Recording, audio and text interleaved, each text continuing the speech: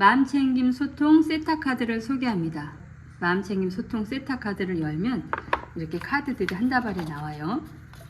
마음챙김 소통 세타 카드는 마음챙김과 소통을 합친 방법입니다.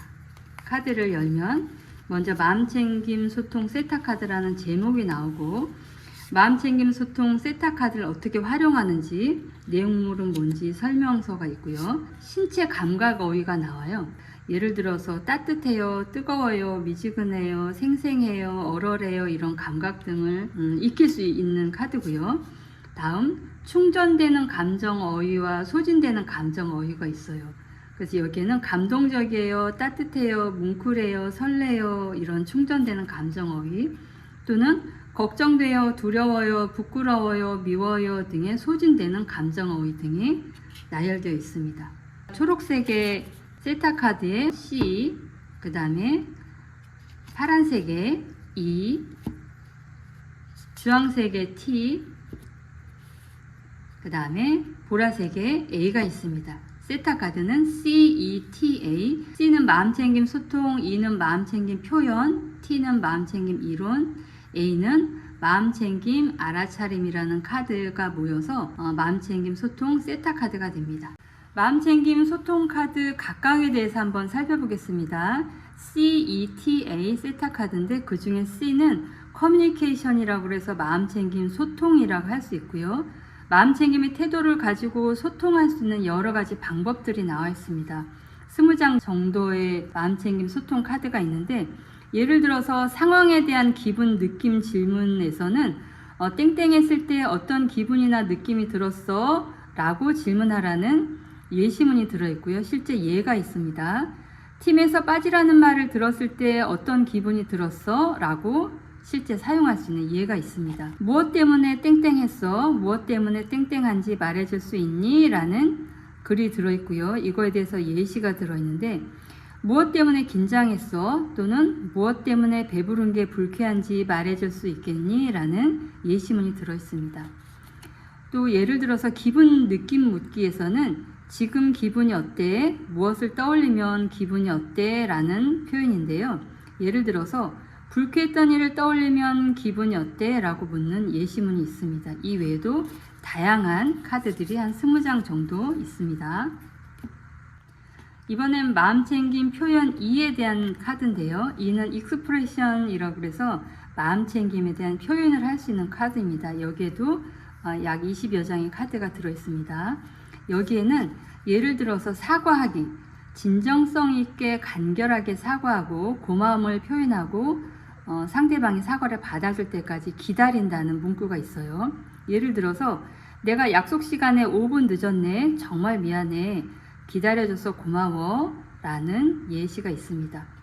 꾸중은 상황을 표현하고 그에 따른 나의 감정, 그 다음에 요청하기가 들어갑니다. 예를 들어서 밤 11시인데 친구와 통화 중이구나, 내일 늦게 일어날까봐 걱정이 되네, 5분 안에 전화를 마무리하자 라는 예시문이 있습니다. 또 하나 예를 들자면 가벼운 이야기인데요. 우리가 아이와 이야기 또는 친구와 이야기할 때 진지한 이야기, 예를 들어서 너 진로는 결정했니?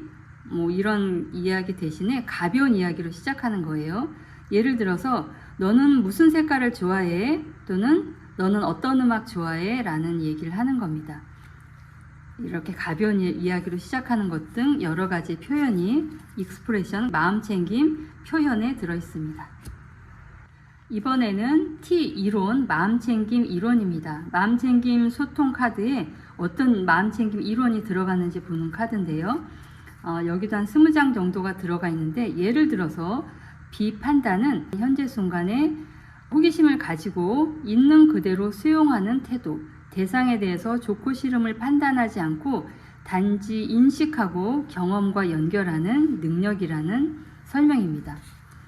내려놓기는 최선의 노력은 다돼 결과에는 집착하지 않는 태도를 말합니다. 밀어내거나 붙잡고 싶은 마음을 내려놓는 연습을 반복해야 하고요. 우리가 예를 들어서 숨을 들이쉴 때마다 숨을 내쉬면서 놓아줘야 하는 것처럼 어떤 것을 할 때 최선은 다돼 결과에 대해서는 내려놓는 태도가 내려놓기고요. 그 다음에 하나 더 예를 들어드리면 너무 애쓰지 않기인데요. 자신이 할 수 있는 최선의 노력은 하되 결과에는 집착하지 않는 지혜로운 태도를 너무 애쓰지 않기라고 합니다. 이런 여러 가지 이론들이 마음챙김 이론 T에 나와 있습니다. 이번엔 A, 세타 카드의 A, 어웨어니스인데요. 마음챙김 알아차림입니다. 이것은 나의 마음을 내가 스스로 알아차리기 위한 또는 조절하기 위한 방법으로 사용됩니다. 여기에 약간의 예를 들어드리면 먼저 몸에 주의 두기 호흡인데요. 지금 호흡이 가장 잘 느껴지는 곳에 주의를 두세요. 그래서 예를 들어서 아랫배, 윗배, 가슴, 코끝 등이 있는데요. 호흡을 할 때마다 우리 몸에서 감각이 느껴집니다.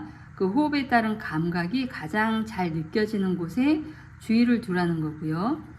중요한 가치는 나에게 중요한 사람이나 일은 무엇인가요? 예를 들어서 가족, 강아지, 자격증 등 나에게 중요한 가치가 무엇인가를 알면 내가 시간을 허비하거나 소비하지 않기가 가능해집니다.